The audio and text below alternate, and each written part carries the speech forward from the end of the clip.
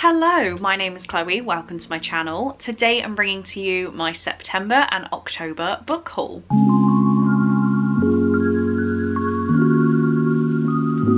So it has been a long time, several years I would judge at this point, since I didn't have enough books in a month to film a book haul. So I'd say that's a good thing for my book collection, but it's put me off schedule. So I have a book haul here for the past 2 months, which is only 10 books, which is just so mad to me. I've had months in the past where I haul like 30 books in a month, so 10 books in 2 months, and they're all like kind of decent reasons, so I'm really okay with this. I've got some pre-orders here, I've got some books I picked up very cheap or in book swaps, and then I have a couple of grabs in the works. So I'll start with the ones I grabbed when I was on holiday in Spain in September. The first one is I Feel Bad About My Neck by Nora Ephron. I found this one in a charity shop in this small town for 50 cents and it just sounded relatively interesting. It's a very short book and I don't read much non-fiction, particularly not like anthologies. So this is Thoughts on Being a Woman. It says, never marry a man you wouldn't want to be divorced from. If the shoe doesn't fit in the shoe store, it's never going to fit. When your children are teenagers, it's important to have a dog so that someone in the house is happy to see you. And anything you think is wrong with your body at the age of 35, you'll be nostalgic for by the age of 45. So I just thought this sounded quite interesting. I don't think it's gonna be like the most amazing thing I have ever read, but it just sounds like a bit of a brain break from the other stuff I read, and maybe I'll learn something from this. Next up we have Hope to Die by Cara Hunter.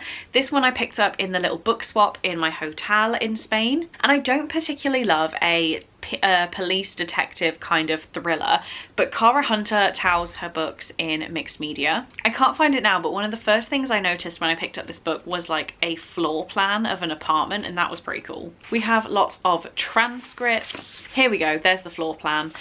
So yeah, I just thought this one would be a fun time. It looks like a burglary gone wrong.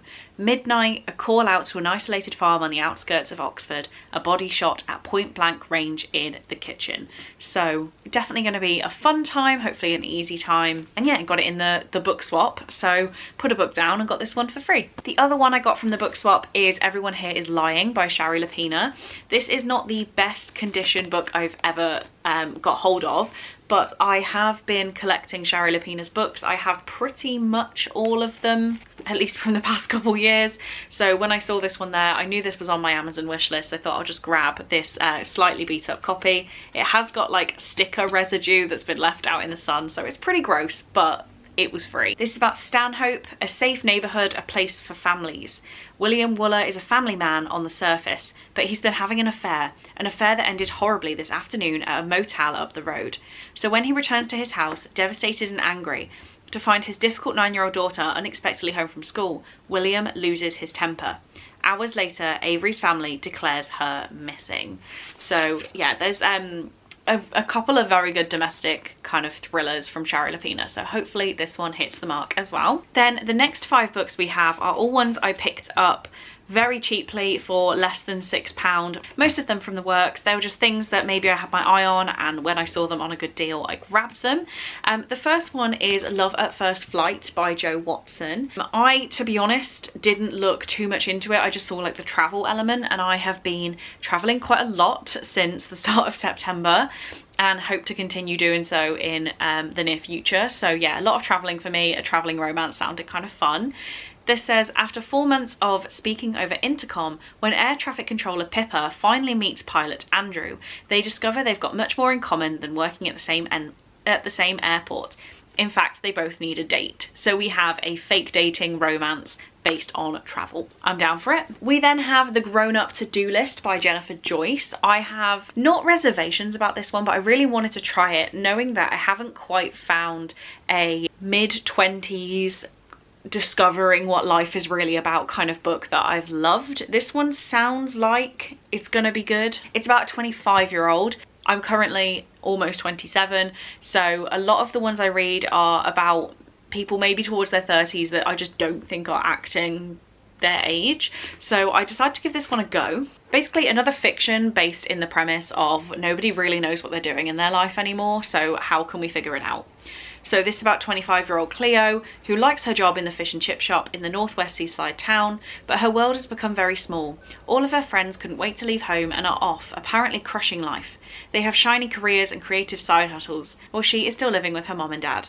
When she learns that her dream childhood boyfriend is coming back to town for a party in 3 months, she decides she needs to start adulting to win him back. So yeah, a romance, but based in what are we supposed to do with our lives. Next up, I grabbed The Christmas Tree Farm by Laurie Gilmore, and I made a little bit of a mistake because this is book 3 in the Dream Harbour, is it, series? I was graciously gifted the first book in the series, The Pumpkin Spice Cafe by Victoria, last year, and then I thought this was the next one out, but seems I missed one. I missed the Cinnamon Bun bookstore, so I need to get my hands on that one, but saw this going cheap in the works. I think it was £5.50. I think it's the most expensive cheap book I've got in this haul. And we're following Kira, who hates Christmas but has bought a Christmas tree farm in a town that's too cute for its own good. So I'm sure this is going to be absolutely adorable big if I can get round to Pumpkin Spice Cafe and the Cinnamon Bun bookstore before Christmas. This will be a Christmas read. Otherwise, I think it's going to be a Christmas 2025 read, but I grabbed it while I saw the hype. I then have The Boyfriend by Frida McFadden, and this is the sprayed edged edition. I just thought it was pretty cool. I actually know nothing about this book, and I'm gonna leave it that way, but I have really loved the Frida McFadden that I've read. So when there was another one out in the works in a special edition for £5, obviously I grabbed it. Obviously. The final cheap book I grabbed here is Off to the Races by Elsie Silver, which I got for £3 from Sainsbury's, which is a steal. This is book 1 in the Gold Rush Ranch series. It's a new series by Elsie Silver that I've decided obviously I need to start, even though I haven't finished any of her other series. We're following Billy, who is talented, feisty, and so damn tempting. We've got Billy and we've got Vaughn. So Vaughn says, keeping things professional with my employees has never been an issue until Billy waltzes onto my property. I'm sure this is going to be fantastic. It kind of sounds exactly like the Chestnut Springs series by the same author. So I'm gonna, oh wait, I think I just saw something. Yeah, I just saw something. It's gonna be exactly like Chestnut Springs, and I'm sure I'll love it. Only 2 books left now. I'm classing them both as pre-orders. The first one, as soon as I saw it had been released, I ordered it. I didn't even know it was due for publication, so I didn't pre-order, but I'm kind of counting it as a pre-order. Anyway, I'll stop waffling. It is Long Live Evil by Sarah Rees Brennan. I heard about this one when I went to a talk by, what's-her-face? Leigh Bardugo, and she said that Sarah Rees Brennan was coming out with a book, and this was like 18 months, 2 years ago, and she said it was just going to be absolutely fantastic and everyone need to read it. So I had it on my one-day list, and then next thing I knew, it had been published and I didn't see any hype about it. So we are following our main character who falls into a fantasy world. When her whole life collapsed, Ray still had books. Dying, she seizes a second chance at living, a magical bargain which lets her enter the world of her favourite fantasy series. She wakes in a castle on the edge of a hellish chasm, in a kingdom on the brink of war, home to dangerous monsters, scheming courtiers, and her favourite fictional character, the once and forever Emperor. He's impossibly alluring, as only fiction can be, and in this fantasy world she discovers she's not the heroine, but the villainess in the Emperor's tale. So be it, the wicked are better dressed, with better one-liners, even if they're doomed to bad ends. She assembles the wildly desperate villains of the story under her evil leadership, plotting to change their fate. But as the body count rises and the Emperor's fury increases, it seems Ray and her allies may not survive to see the final page. I just think this sounds so fun. Apparently it's like a comedic fantasy. It's Sarah Rees Brennan's first adult book and I'm just very excited to read it. I think it sounds fantastic. And last, but by definitely no means least, the book I'm probably most excited about in this book haul is Bull Moon Rising by Ruby Dixon. This is from the author of Ice Planet Barbarians, obviously. And I have got myself the special edition with sprayed edges. It's an embossed hardcover. I just think it looks so cool. And basically, I'm not going to go into this one too much because we know what Ruby Dixon is like. Her biggest series is about blue aliens that greet you. I won't say it in this video. This one is a Minotaur romance. It's like a teacher-student, but the teacher is a Minotaur and she's training to battle, not in education. We're just gonna leave it at that.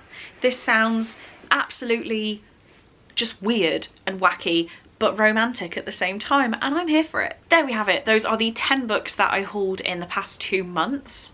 Let me know if you have any thoughts or feelings on these books, if there's any here that I need to read straight away. But mainly, I'm just proud of myself for only hauling 10 books in 2 months. When I'm currently filming this video, we're in November, and I need to put another book haul up before I go away for my Christmas trip. So I don't really know how that's going to go, because if my hauling stays the same, I might not haul a single book. That could be an interesting video. For now though, thank you for watching this video. I really do hope you enjoyed, and I will see you in my next one. Bye!